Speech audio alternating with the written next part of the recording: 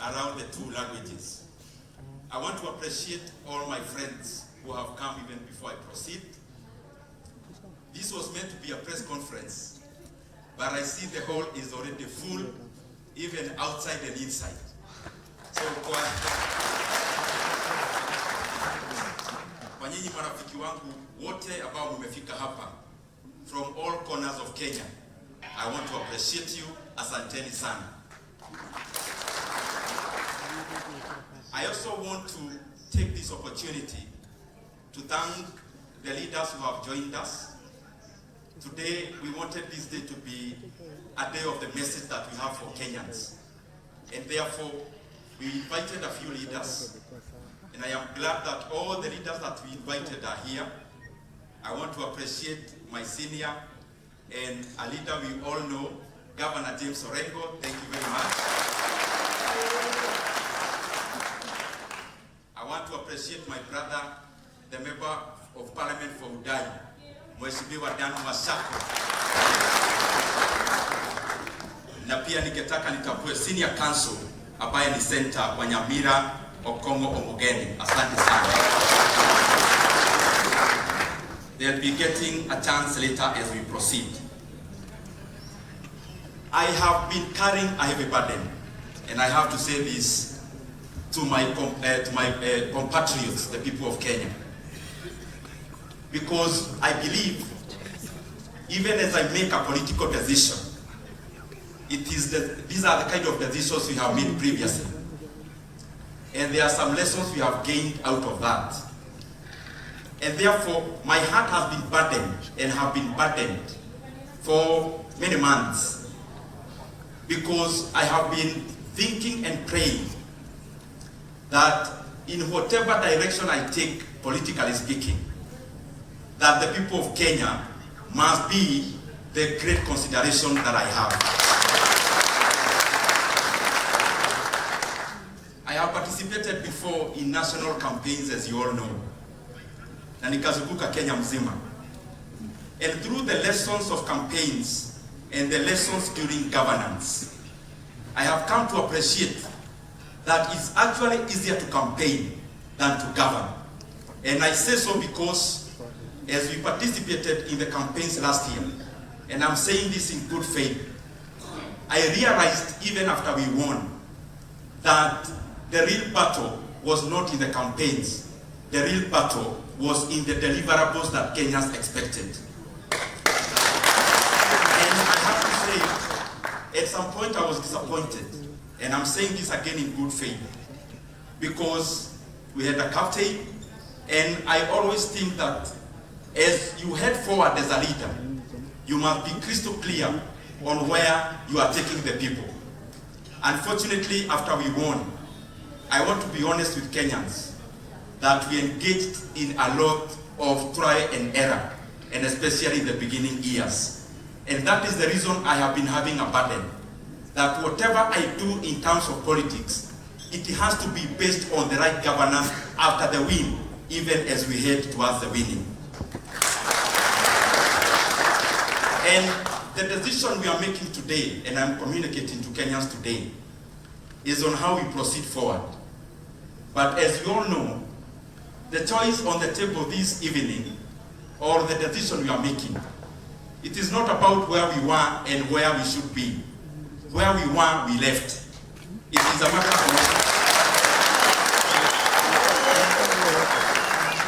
of the decision we'll be making at the end of this press conference and briefing is what will be our engagement. Where are the people of Kenya as we make this decision? Not just today, in terms of communication as we go around the country, but also past August next year. That to me is a more important and weighty matter. And as I have said as I was starting, it is a burden I've been carrying, because as we engage as leaders, as we engage this against the other, the Kenyan people are literally fighting for survival. And therefore, in my opinion, as we head forward, what I'll be communicating later, we must be crystal clear on the kind of things that we want to deliver to our republic, and especially the children of God who are the people of Kenya. As leaders, we have that obligation, and it has to be at the center of what we are doing. And as I get there, I'll give a few points in terms of the kind of things I think must form our campaigns and must form our deliverables as a team on this side of opposition, but I'll also be sharing how to deliver them. I have taken a lot of time. As I've been silent, wakati nimekuwa nimenyamaza, ni vizuri niseme, nimekuwa nikiangalia nchi yetu ya Kenya in all the sectors, and have actually single-handedly, with a very small team, come up with almost a full booklet. It's not a manifesto. We have heard this word many times. I have had an opportunity to be at a place I'm serving Kenya, where I had the bird's eye of Kenya across all the sectors.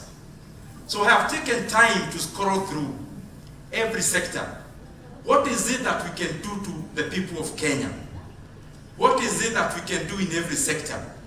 So that after next year, August, Kenya becomes a much better country than even where President Mwai Kibaki left.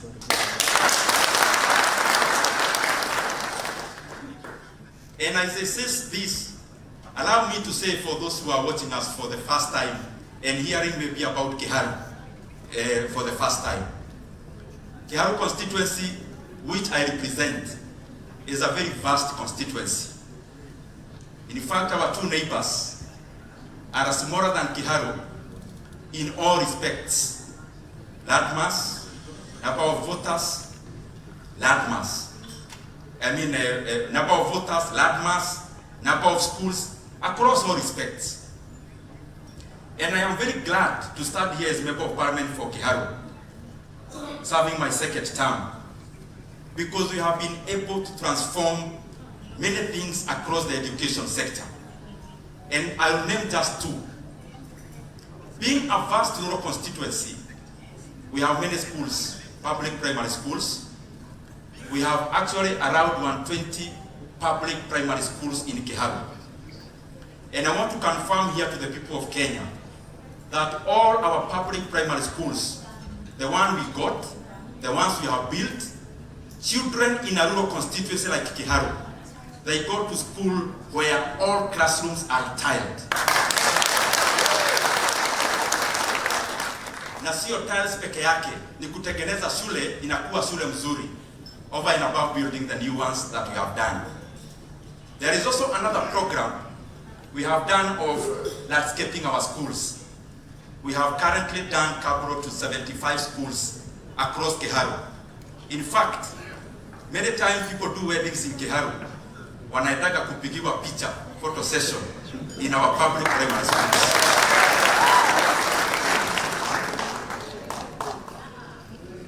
Jambo la pili ningetaka nitaje, tuko na shule 65, shule za secondary, day secondary schools. And we have around 12,000 learners in those schools.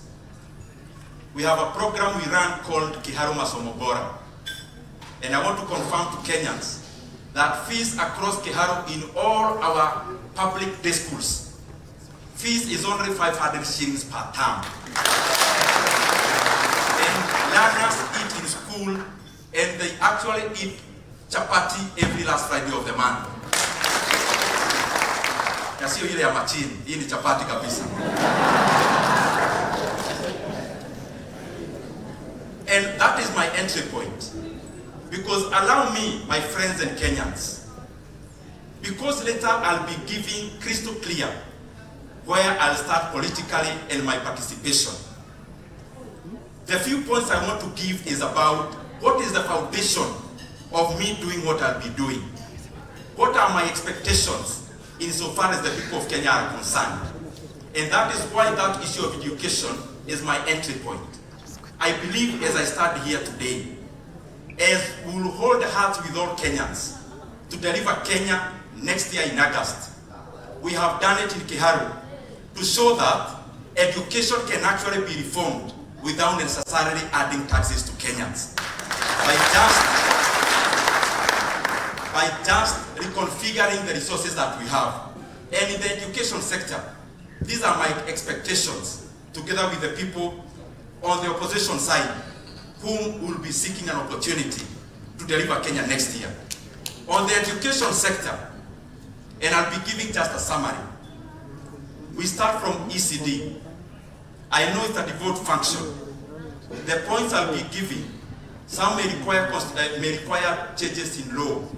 Others may require just an executive direction. Others just funding. So I'll give them knowing that some may actually require changes in our laws.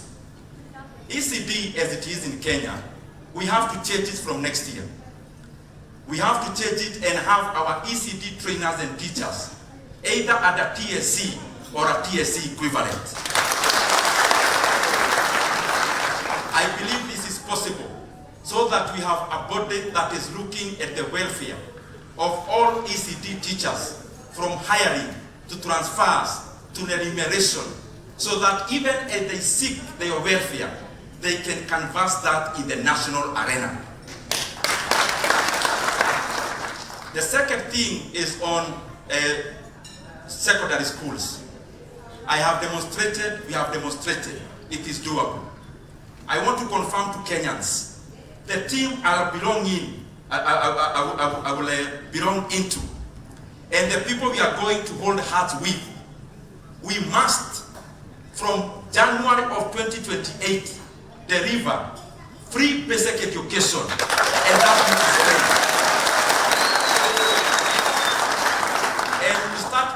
with our senior secondary schools. Of the 3.5 million Kenyans and learners in our senior secondary schools, we only require an additional 35 billion Kenya shillings. My proposal is as follows: that NGCDF will contribute 10 billion shillings into that kitty. The equitable share of our counties, because they also give bursaries, they also contribute 10 billion Kenya shillings. And that issue is that the national government to give in 15 billion Kenya shillings. 35 billion Kenya shillings is enough to give all school-going learners in our senior secondary schools free education, including meals. The other thing, as we look into that, is that we also must diversify the menus in our schools, so that our schools become also centers of markets of our produce in our villages.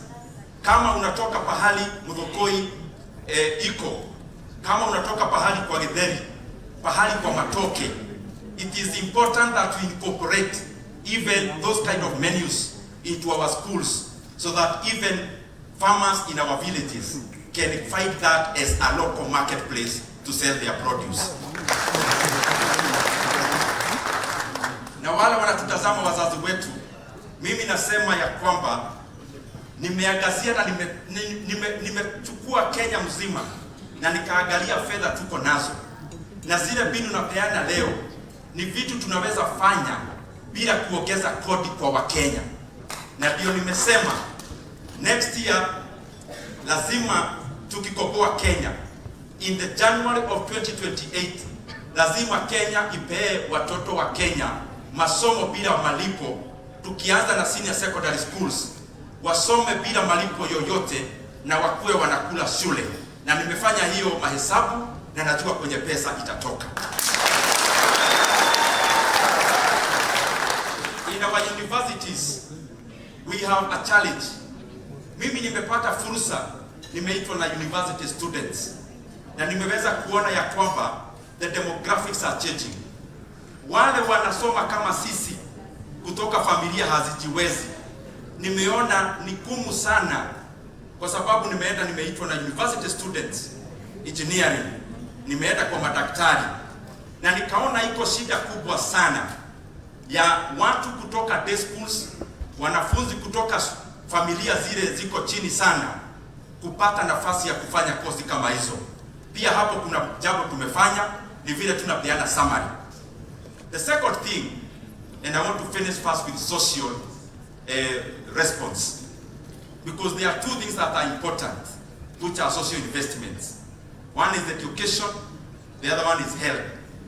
Education adds value to a human being. And health services labor, and the provider of labor is a human being. On the side of health, mambo ni mawili nimeona yale changamoto kubwa. Changamoto ya kwanza ni sisi viongozi tumeingilia mfumo ya healthcare. Unapata kama system ambayo ina manage healthcare ya Wakenya wenyewe ni wenye tu wanaongoza nchi. Jambo ya kwanza, system kama hiyo ya IT, it must be owned by the government of Kenya. Jambo la pili, na hiyo ni changamoto kubwa, and I said I'll be mixing language, is the issue of funding. I have looked at the amount of money we collect in our healthcare system, in whatever name you call it, the previous one of NHIF and the current one. And whatever we say, whatever we promise, the point of the matter is that there is a funding gap. And my proposal is as follows, that starting the year 2028, the amount of money Kenyans are contributing into NSSF, in their pensions, their retirement, we have that percentage. We reduce it by 50%. That extra 50% reduction goes into healthcare, and that will add into our healthcare system an extra 40 billion shillings ambayo itapea wa Kenya afya mwafaka na yenye hawatakuwa wanarudi kwa mfuko kulipa. Many families have been ravaged by bills. As much as we are talking as leaders, we must provide practical solutions, and that is my practical solution. Within the same kitty of around 40 billion additional, it is enough money to take care adequately of all emergencies that meet Kenyan families, and also the chronic illnesses that are reducing many families into beggars. Hiyo pesa inaweza kufanya hiyo kazi. Na jambo lingine katika healthcare, the same money is enough to upgrade enough institutions here in Kenya, healthcare institutions, so that we can bring India here into Kenya instead of Kenyans going to India. And we'll be transforming these institutions so that they serve Kenyans in the region also. The last thing I want to give in terms of healthcare, I have interacted with many doctors, and I have interacted with many healthcare professionals. Dear Kenyans, we must bite the bullet. It is clear that Kenya is ripe. Again, I give an example for an equivalent of TSC. Even in healthcare, Kenya must have the Kenya Doctors and Healthcare Workers Commission that will be managing the affairs of our doctors and healthcare workers. And I am saying this knowing that it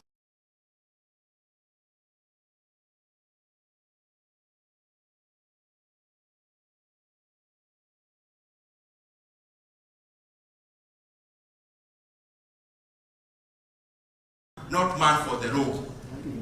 You can imagine now that a doctor in Nyamira, if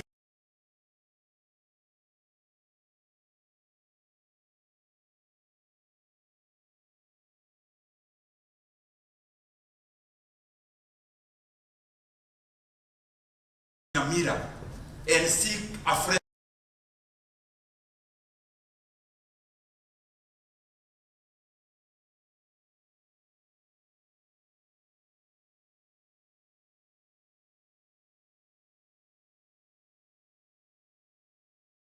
platform to manage our about my mind is the issue of jobs. The other day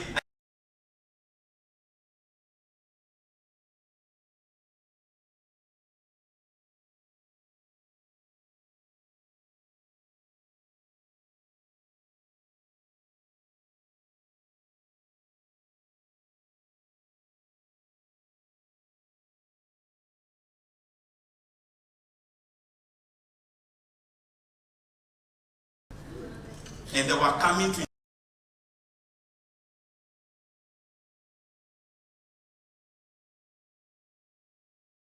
every Kenyan watching us tonight, all families,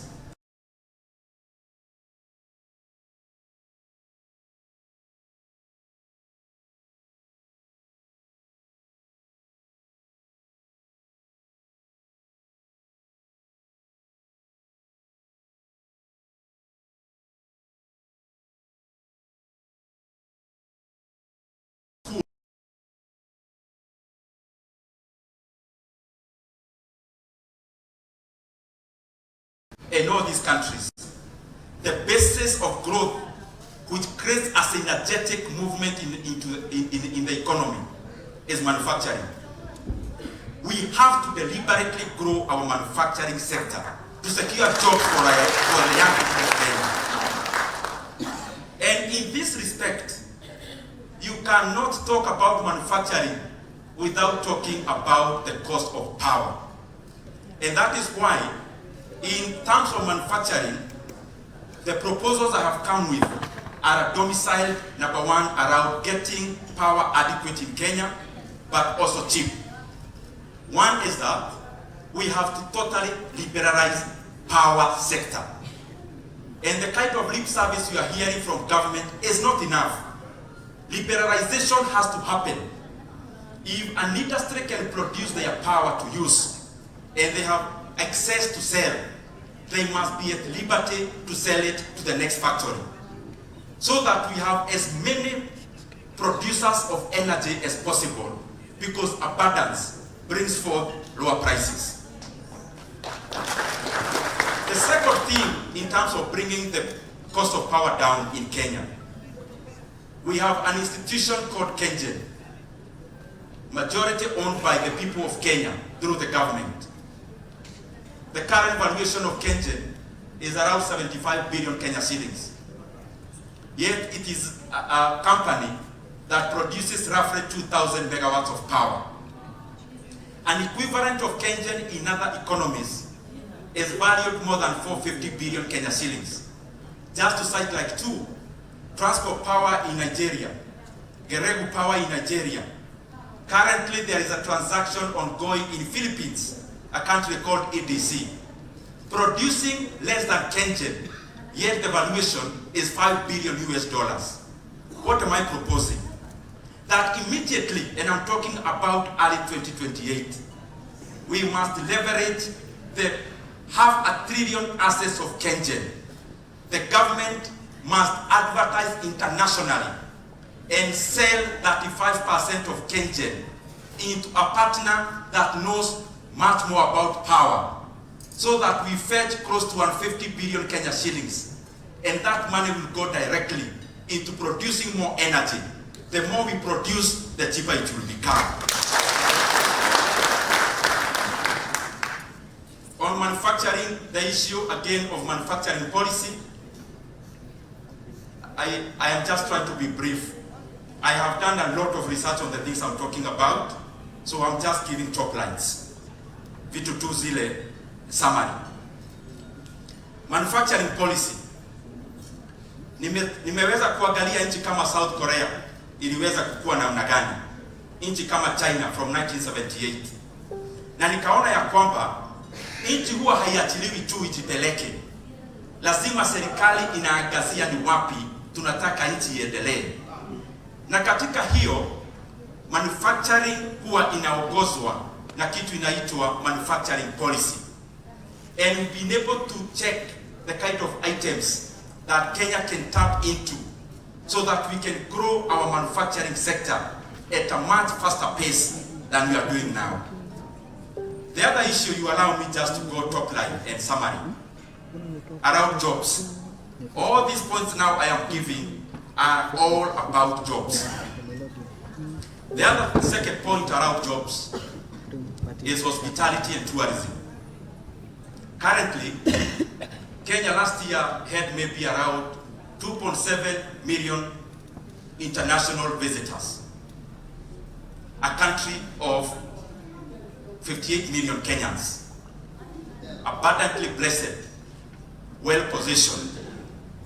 I have looked at cases, for example, Morocco, a much smaller country than Kenya in terms of population.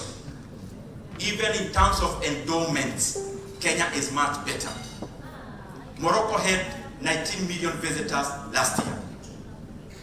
Albania, a country with maybe a tenth of our population, they had 12 million visitors last year. Clearly there is something we can do so that we grow our tourism sector, diversifying what we offer, marketing Kenya better, and my target is that as a country we should be able to attract 10 million international visitors. What does that do? For every 3 million visitors, we create 1 million jobs. If we have 10 million visitors, we are talking about 3 million direct jobs. And every one direct job in hospitality and tourism creates 3 more jobs indirectly through agriculture, through transport, and the rest. It is clear that we can do more, attract more visitors into Kenya, and clearly create more than 3 million direct jobs for the great youth of Kenya who are watching us tonight.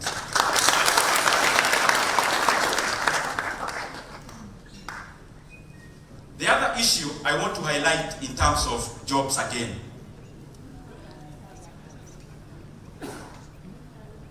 All this I'm giving is about jobs because I've realized there is no way you can say you are growing an economy when many Kenyans qualified are idle. So allow me to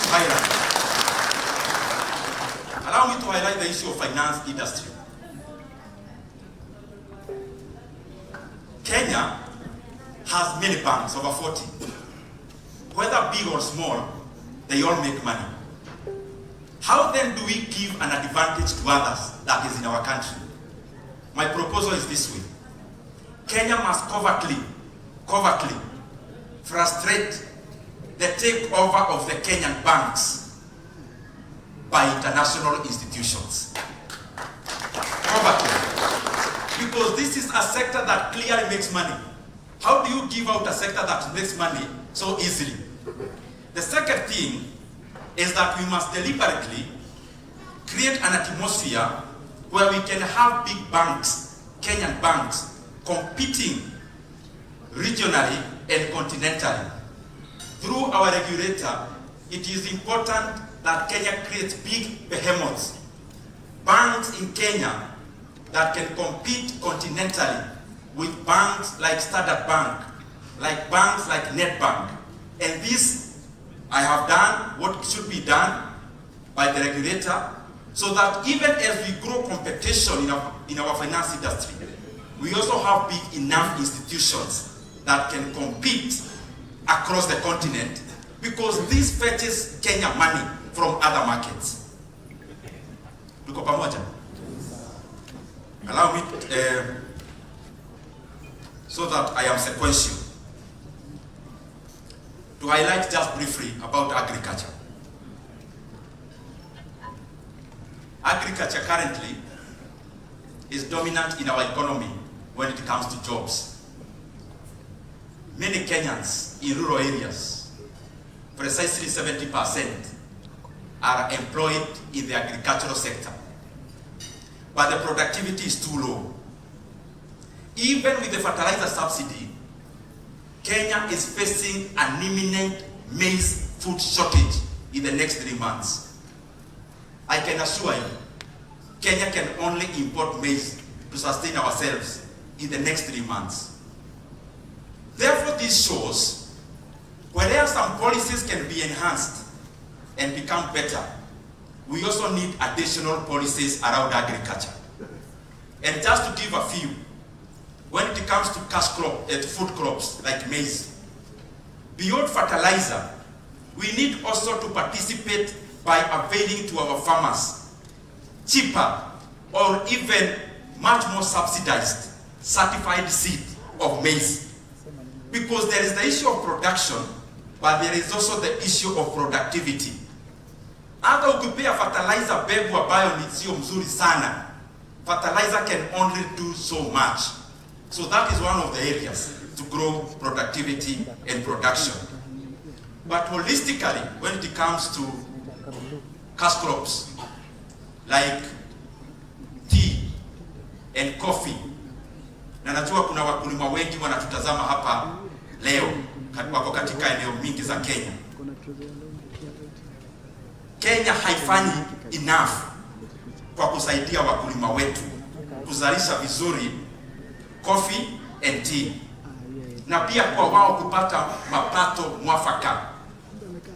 Na kwa hayo, beyond the fertilizer which we must avail to Kenyans, we must also do much more. Kenyans are also asking for more affordable pesticides and other inputs within agriculture. The second thing is about marketing.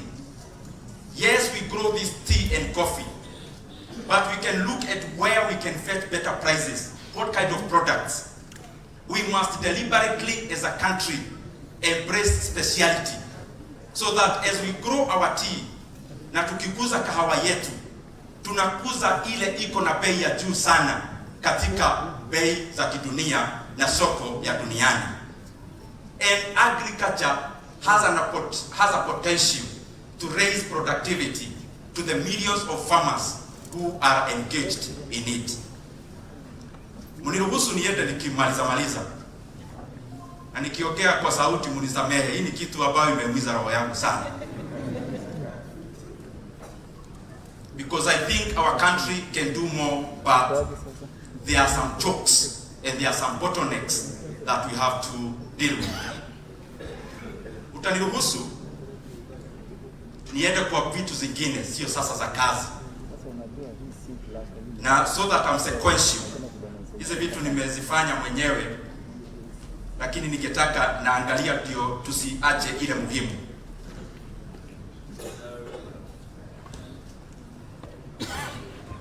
Ukiangalia Kenya, na mimi nimepata nafasi na tazama na angalia kwa undani. Ile shida inakuba Kenya kwa sasa ya juu zaidi ni integrity of leaders, corruption and governance.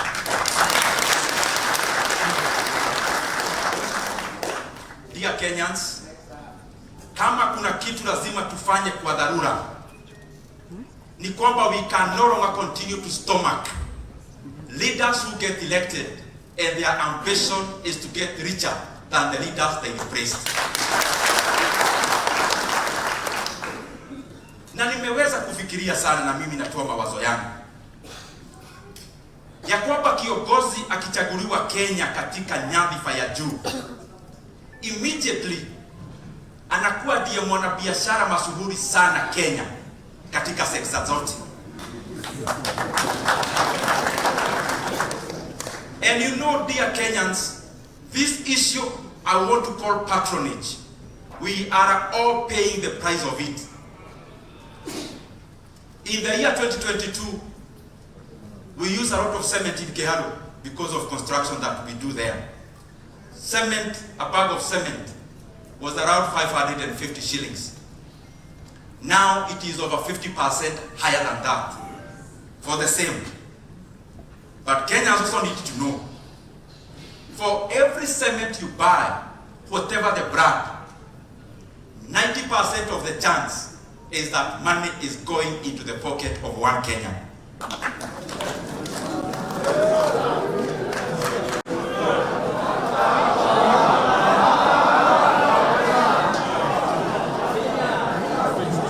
And I do not want to personalize this address, but I have thought about it keenly. Na hii ni jambo ambayo kama wa Kenya tutajiuliza.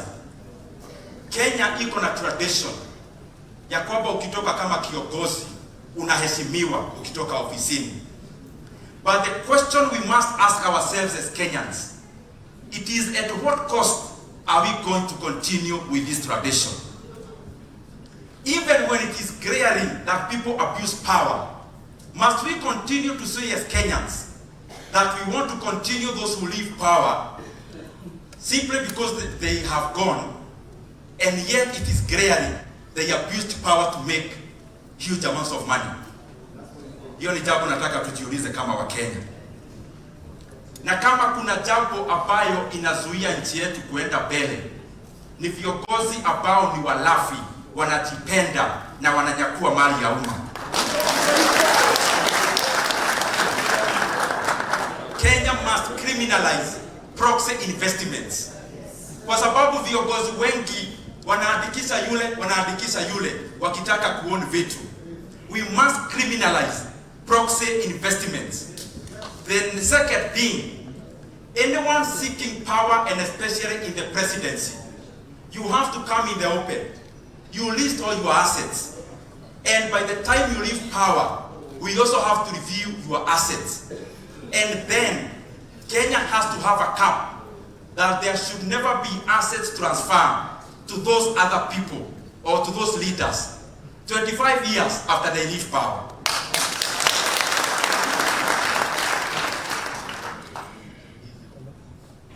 Hii ingine litakibia kiasi, mambo ya madeni.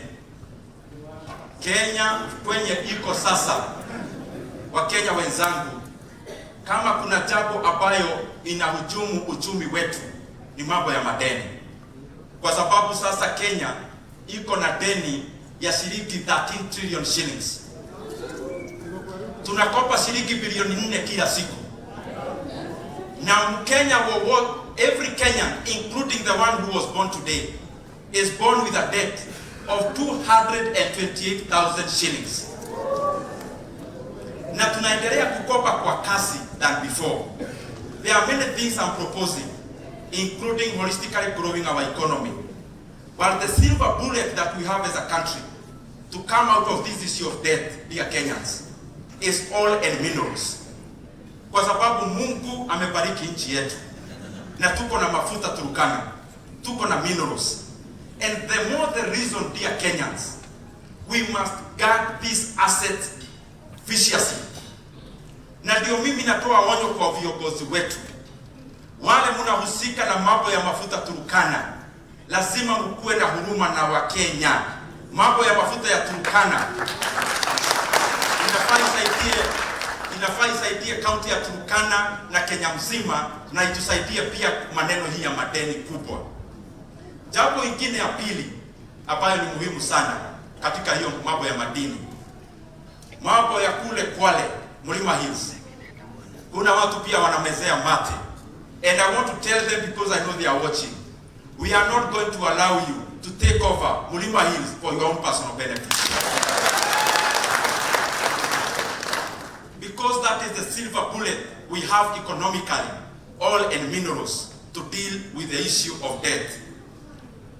Wacha niseme jambo ya equality. Sisi wote kutoshana kama Wakenya. Na mimi my proposal is as follows. That from 2028 January, inua jamii ile tunapea wazazi wetu. Na mniruhusu nikisema figures zingine ziko chini kiasi. Mimi nimejaribu kuangazia vitu Kenya inaweza fanya kwa sasa bila kuongeza ushuru. Hii 2,000 shillings tunapea wazazi wetu, we must increase it in January of 2028 into 3,000 shillings and increase another 1,000 shillings after 3 years, because the bill of every 1,000 shillings is 12 billion Kenya shillings per year. The other thing ni maneno ya mahakama. Naanza kuongea haraka ndio tuite viongozi wengine watusalimie. Ndio tuweze kupeleka mambo ya mahakama ikuwe so that we give justice to Kenyans across the board vizuri. My proposal is that we double the capacity of our judiciary in the next 5 years, but also number 2, tuweke kwa sheria that our judiciary must receive 1.5% at the very least, 1.5% of our national revenue per year. Hiyo chapo ingine nikienda kumaliza, mimi na propose hii mambo yote tuko na system kama ya e-citizen, ile ya SHA, ile ingine ya NTSA. Kenya to create a company called KDSS. This company to own all these entities. Then it gets listed in the NSC. by the government of Kenya to own 51% of that company. Ndio tuondoe hii mambo ya patronage. Ukienda hii Citizen, ukienda hiyo ya SHA, ukienda zingine zote, unapata wanasiasa ndio wanafanya hizo biashara. It is better for the people of Kenya to own these assets other than being available for patronage. Muniruhusu wa Kenya sasa niende kwa mambo ya siasa.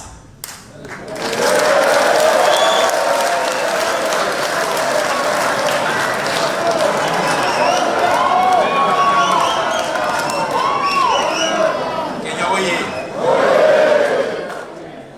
And I want to be very direct and specific. One, for avoidance of doubt. Just for avoidance of doubt. I know you all know we left government long time ago. And associated with the Wheelbarrow Party, the UDA. Kwa sababu vile hata naona, hata wenye Wheelbarrow wenyewe wataitoka waiwache. The second thing I want to sikizane tafadhali, because I want to be very direct. The second thing, mimi kama Ndindi Nyoro na wafuasi wangu kutoka leo nimeingia chama inaitwa People's Party of Kenya.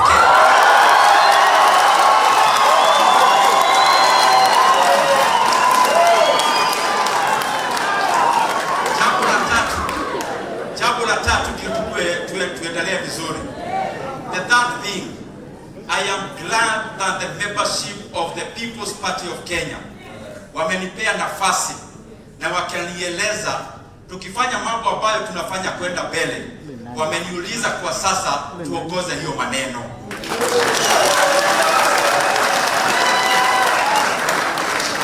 Na mimi nimeitikia hiyo mwito. The third thing, as all the membership of the People's Party of Kenya, we have today joined the opposition.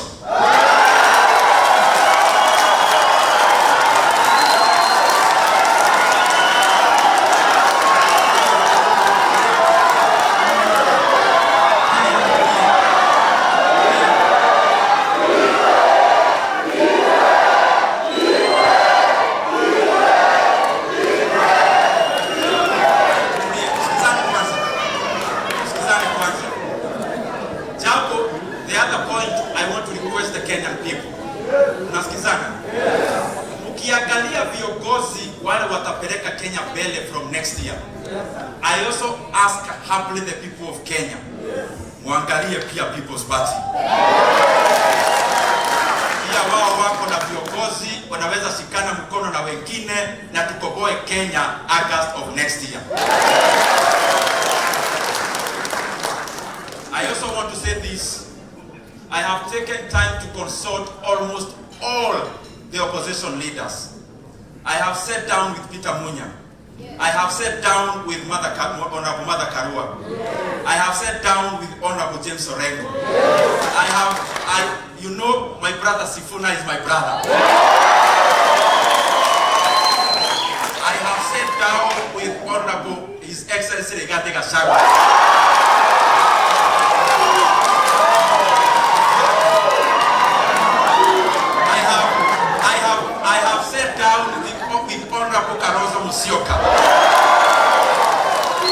I have consulted even many others I could have forgotten.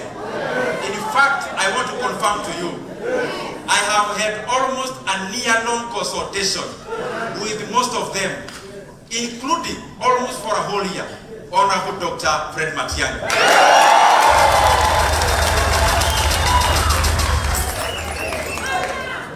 And therefore, I want to say this. In all the people's tours, that is the People's Party tours, all the aspirants of the opposition are invited. Anytime. Wewe kama unatoka chama ambayo ni ya kukomboa Kenya next year, iko katika chama yote ambayo inasema hii serikali imedhulumu wa Kenya ya kutosha, na kwa sababu ya hiyo tamu yao ni moja peke yake. Ukisikia unasikia People's Party iko kwenu, unakuja tunakupea nafasi because we are all brothers and sisters. Na tutaangazia sana mambo ya kutrain aspirants katika People's Party. Aspirants wote wanasimama katika diwani or MCAs, wale wanasimama katika MPs na zinginezo. I'll be at the forefront of offering them advice and mentorship and trainings so that as we recalibrate our country even up here, we also have credible leaders in our wards, in our constituencies, and in our counties. So I am for one united Kenya. All Kenyans, we cannot leave you behind. I'll be going across Kenya to many areas. Haswa, mimi nitaenda Uasin Gishu County, nitaenda Nandi County, nitaenda Bomet County, nitaenda Elgeyo Marakwet, nitaenda Kericho. Munanitazama nyinyi wazazi wangu, kaka zangu, dada zangu. Mimi ni kijana yenu. Unajua kazi nilifanya tukisaidia hata rais mwenye amekalia kiti. Na mkaniambia mimi ni kijana yenu. Nitakuja kuwaeleza kwa nini after tumefanya hiyo kazi yote, kwa nini tunaenda kidogo tu Mheshimiwa Gachagua'S anarushwa nje. Tunaendelea kidogo Nyoro nje. Tunaenda kiasi Mheshimiwa Mohamed wa kule Pwani. Hayo mambo yote nitakuja kuwaeleza. Kwa sababu tukifanya hii jambo lazima tusikizane, na nataka niwaeleze kwa kinagaubaga, because even you are our brothers and sisters. Tukikomboa Kenya tunawahitaji, na nimetaja hizo counties kwa sababu wako kwa roho yangu sana, na niko na jambo ya kuwaeleza. Niko na jambo hapa ya kuwaeleza. Tushikane mikono wote na hizo kaunti zote, kwenda Pwani, kwenda North Eastern, kwenda Nyanza, Mount Kenya region, zote hata zile sitataja, tushikane mkono tukomboe Kenya. Na hayo mengi, asanteni sana.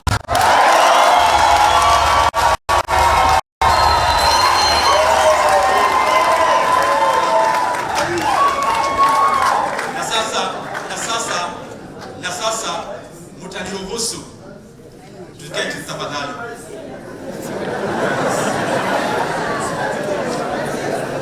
Mtaniruhusu sasa niite ndugu yangu Senator James Orengo atusalimie.